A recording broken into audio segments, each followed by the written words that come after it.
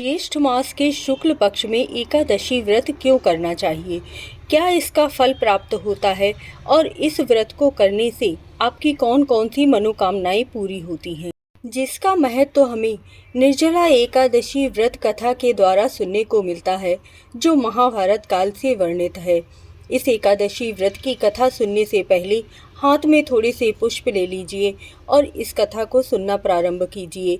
अगर आप एकादशी व्रत नहीं कर पाते हैं और नियमों का पालन कर लेते हैं, साथ में इस कथा को सुन लेते हैं, तब भी आपको एकादशी व्रत का कुछ न कुछ फल तो ज़रूर ही प्राप्त हो जाता है।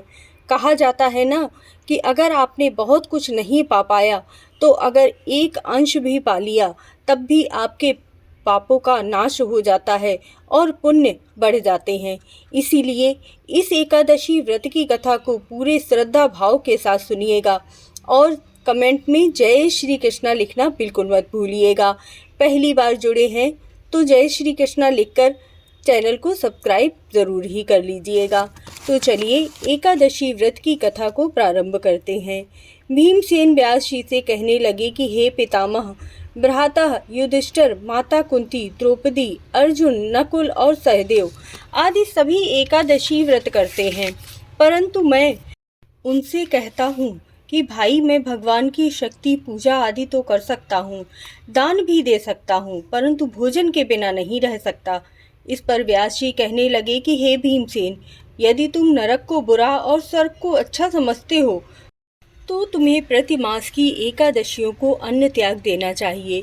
भीम कहने लगे कि हे पितामह, मैं तो पहले ही कह चुका हूँ कि मैं भूख सहन नहीं कर सकता।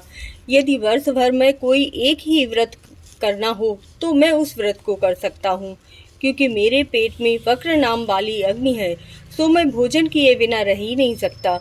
भोजन करने से वह शांत रहती है, इसीलिए पूरा उपवास तो क्या, एक समय भी मैं बिना भोजन के रहना मेरे लिए कठिन है।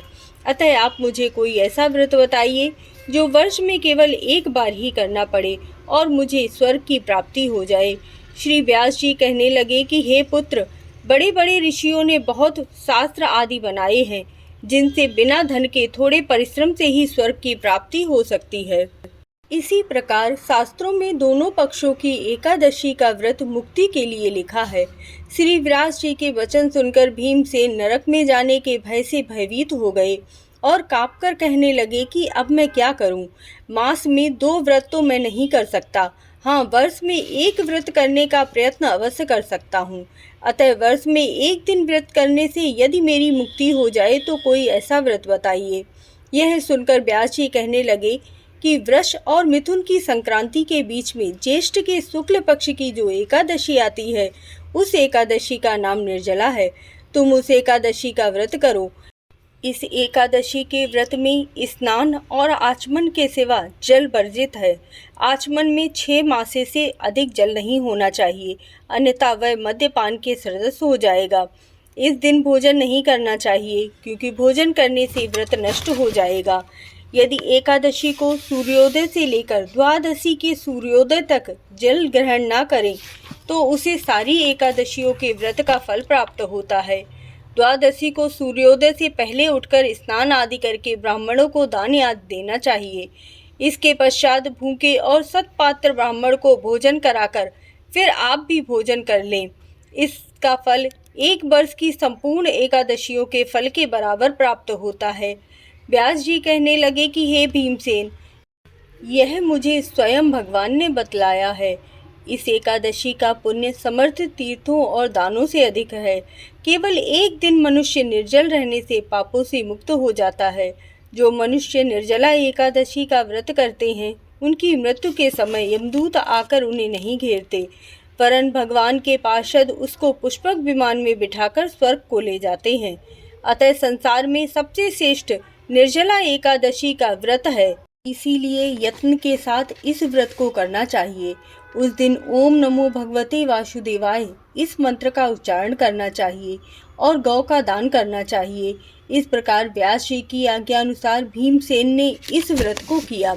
इसीलिए इस एकादशी को भीमसेनी एकादशी या पांडव एकादशी भी कहते हैं।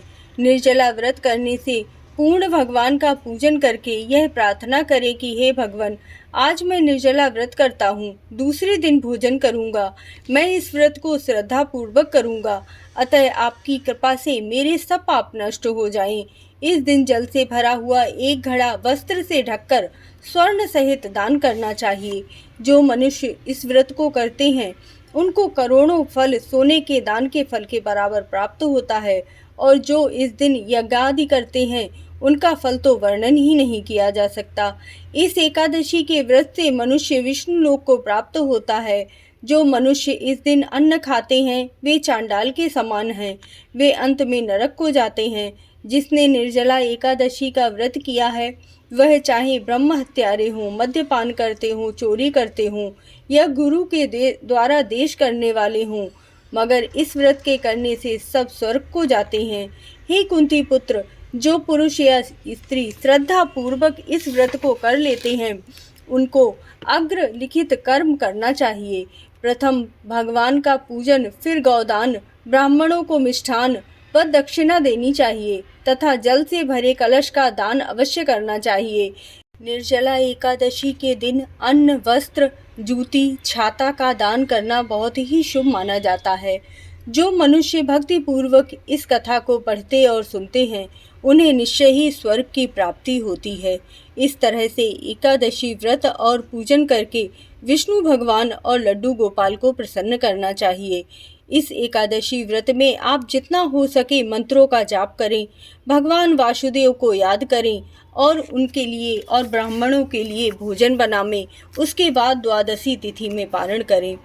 इस तरीके से एकादशी का व्रत कीजिए, नियम कीजिए। और आपने मेरी वीडियो पूरी देखी उसके लिए धन्यवाद। चैनल को सब्सक्राइब ज़रूर कर लीजिएगा। जय श्री कृष्णा, जय राधे राधे। मुझसे जुड़ने के लिए धन्यवाद।